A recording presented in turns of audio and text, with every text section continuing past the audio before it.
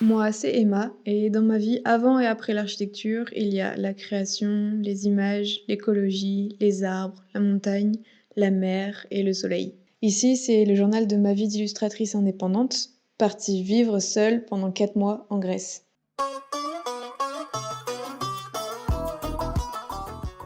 Ce trajet que je fais de Clermont à Grenoble, je l'ai beaucoup fait pendant 5 ans à peu près de ma vie en train.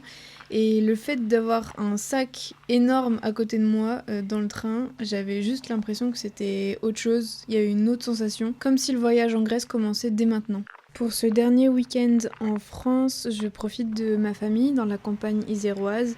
On fait des balades, j'apprécie de passer du temps avec eux, de remplir mes yeux des vues sur la montagne, sur les arbres, sur la nature telle qu'elle est dans les Alpes, et la vue sur la Grande Sûre qui était enneigée à ce moment-là. Ça fait loin, quoi.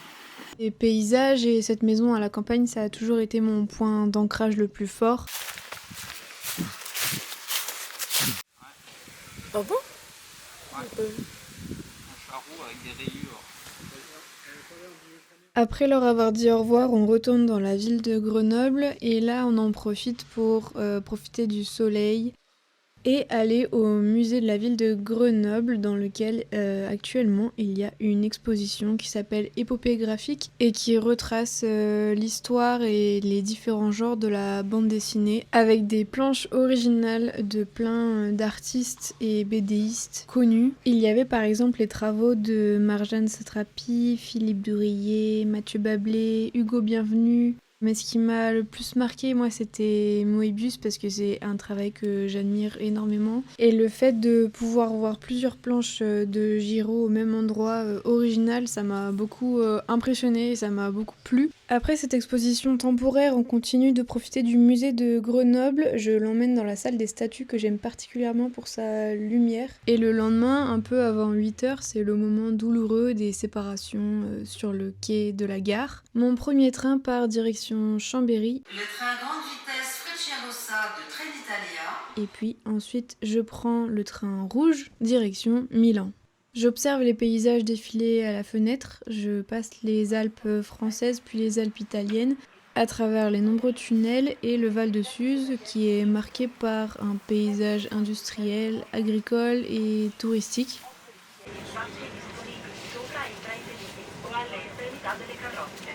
Puis j'arrive dans la gare de Milan qui est impressionnante et monumentale.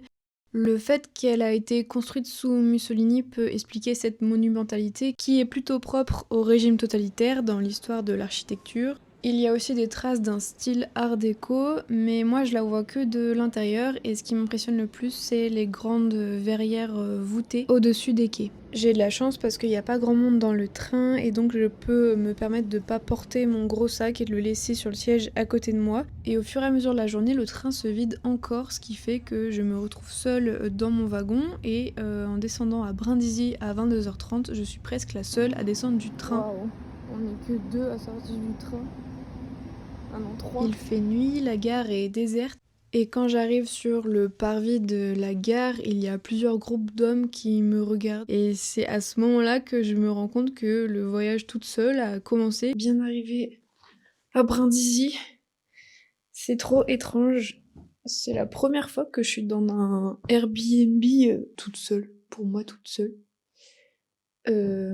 J'ai qu'une hâte, c'est vraiment dormir et profiter de ce lit. Je suis partie à 8h de Grenoble et je viens d'arriver, il est 23h, à Brindisi, je crois qu'ils disent comme ça. C'est un principe de Airbnb, je crois que c'était un hôtel, mais en fait c'est un Airbnb.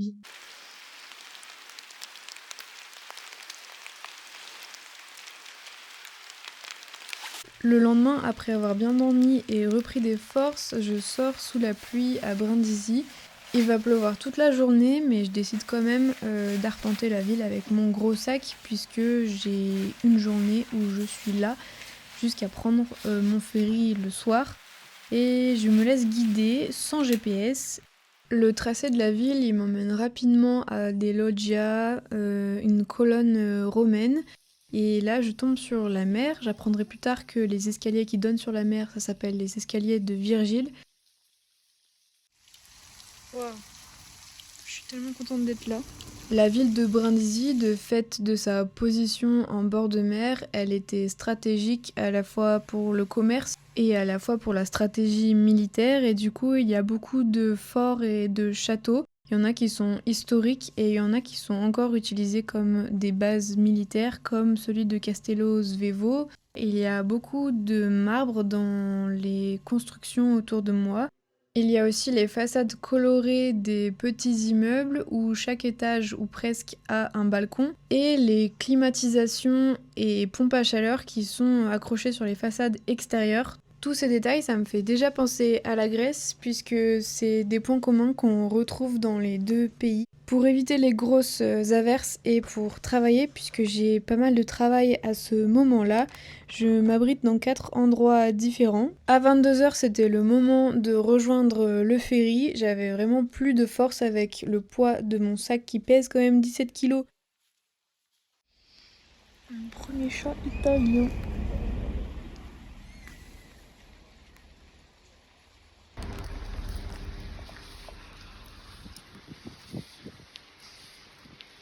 Comment on rentre dans ce truc?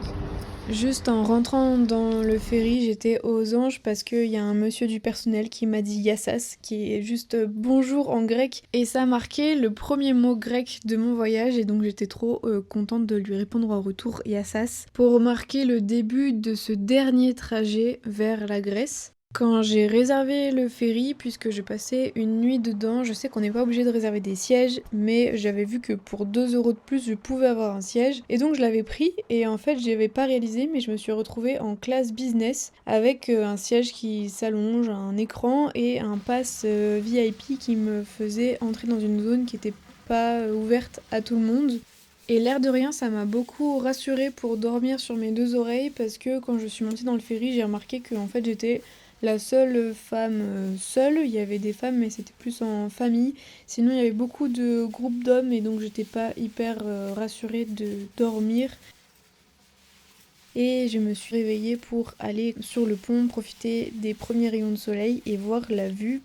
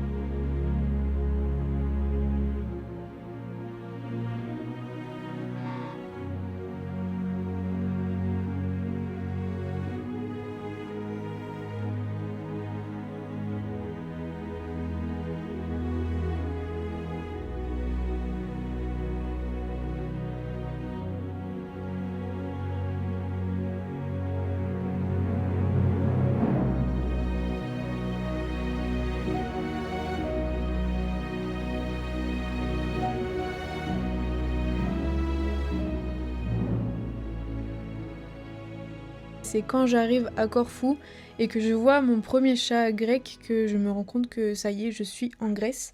Et je suis trop excitée, j'ai trop envie de voir la vieille ville de Corfou. Et donc là, pareil, je mets pas de GPS et je commence à marcher dans les petites rues avec plein d'escaliers, de jardins, de scooters et de chats. Je me perds un peu, je sais pas trop où je vais, je sais que je veux manger parce que j'ai faim et j'aimerais bien trouver une pita pour fêter mon arrivée.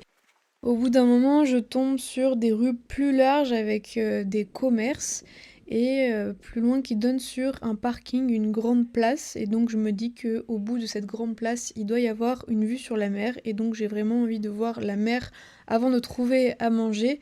Je m'approche du bord de cette place pour aller voir l'eau et en fait je tombe sur la forteresse de Corfou, sur un immense monticule que j'avais déjà aperçu depuis la mer sur le bateau. Et là, quand je vois ce rocher avec cette immense croix au-dessus, je me dis que la vue sur la mer que je pourrais avoir, elle serait encore meilleure vue d'en haut, et donc je décide de monter. C'était payant. Ce qui est chouette, c'est que les dames de l'accueil m'ont pris mon sac, donc je me suis trouvée beaucoup plus légère. 20 € et me voilà en train de monter jusqu'au phare. Mais avant ça, je m'arrête devant une super vue de la vieille ville, avec en premier plan la place Spianada par laquelle j'étais passée. À l'intérieur de la forteresse, dans cette enceinte, il y a plein de traces différentes de son passé sous occupation française, russe, britannique, vénitienne. Et arrivé tout en haut, il y a une vue qui me happe complètement. Au-dessus de moi, il y a un goéland qui est posé sur le toit du phare. Et en dessous de moi, il y a un ancien hôpital britannique du 19e siècle, tout en ruine, très beau, très majestueux, qui est posé sur ces falaises vertigineuses qui tombent dans la mer.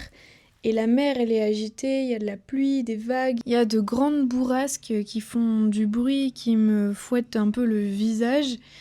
Et moi, je suis juste bouche bée, figée, en face de ça, en face de ce spectacle qui paraît pas si ouf parce que le temps est gris, mais moi, ça me frappe à ce moment-là, puisque je me dis que ça y est, j'y suis, c'est là. En fait, à ce moment-là, je me sens hyper chanceuse et alignée, apaisée.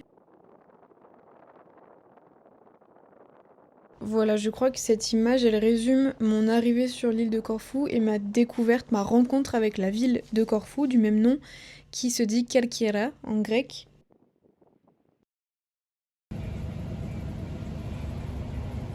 Et après, j'ai pas trouvé de pita, j'ai juste pris une spanakopita, qui est une tourte aux épinards, et je prends un bus pour arriver dans la campagne profonde grecque, puisque j'avais trouvé une petite maison à louer pour quelques jours au milieu de Corfou.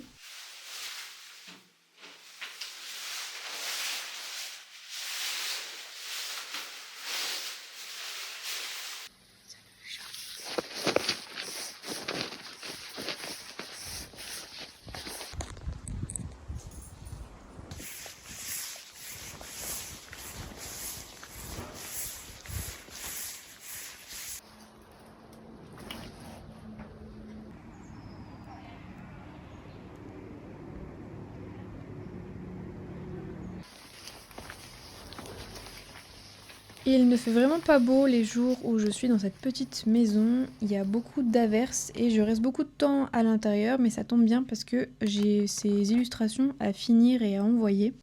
Alors une fois que le travail est fini et que en plus il y a des éclaircies, je décide de partir à la recherche de sentiers et de randonnées qui pourraient me donner une vue sur la mer depuis des montagnes. Je trouve des chemins goudronnés à travers des forêts et des champs d'oliviers. C'est la première fois que je vois autant d'oliviers au même endroit et ils sont très épais et magnifiques avec leur écorce qui est vraiment trouée, très noueuse. Ça crée un motif vraiment beau et inspirant, c'est vraiment contrastant, leurs gros troncs massifs et cette écorce sinueuse et leurs feuilles fines et petites qui sont très légères dans le vent.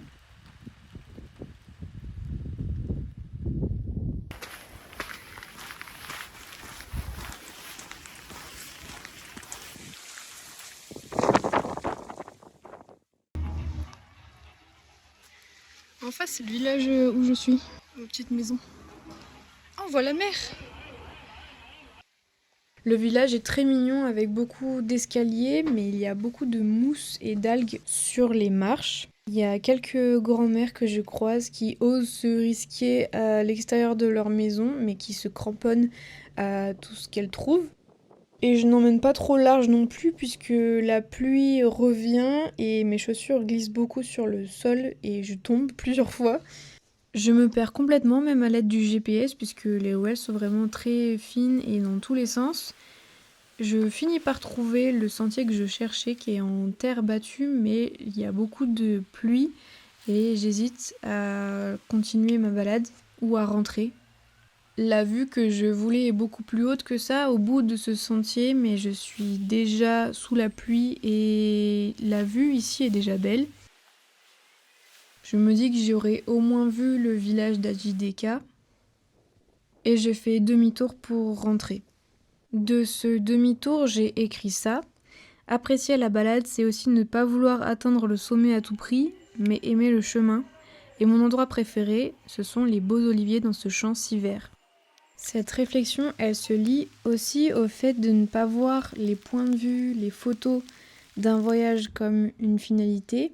Et avec cette balade, ces oliviers qui sont magnifiques sur la route et qui m'ont fait arrêter pour autre chose que le point de vue final, j'ai rattaché ma découverte du travail d'Estelle Zong Mengual, qui est une historienne de l'art qui questionne le rapport justement de l'homme au paysage et à la nature, et le fait que nous essentialisons très souvent le paysage par rapport à notre regard, comme si la nature elle existait que par notre regard de contemplation, qu'elle n'existerait pas par elle-même.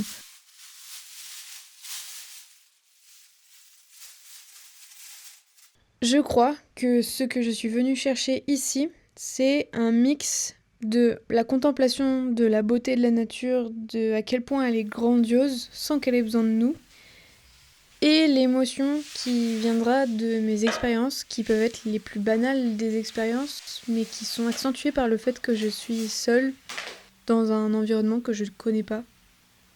En tout cas, j'ai hâte de voir ce que me réserve la suite, parce que demain je pars sur la côte ouest de l'île de Corfou.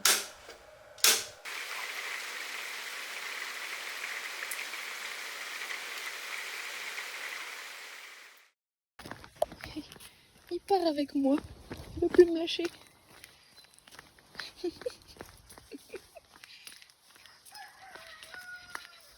Ciao. Adio. Le chauffeur m'a vu, j'ai fait signe, mais il s'est pas arrêté. Et là, j'entends klaxonner, et là, il crie « Hé là !» Il parle en grec, et je comprends qu'en fait, il s'adresse à moi.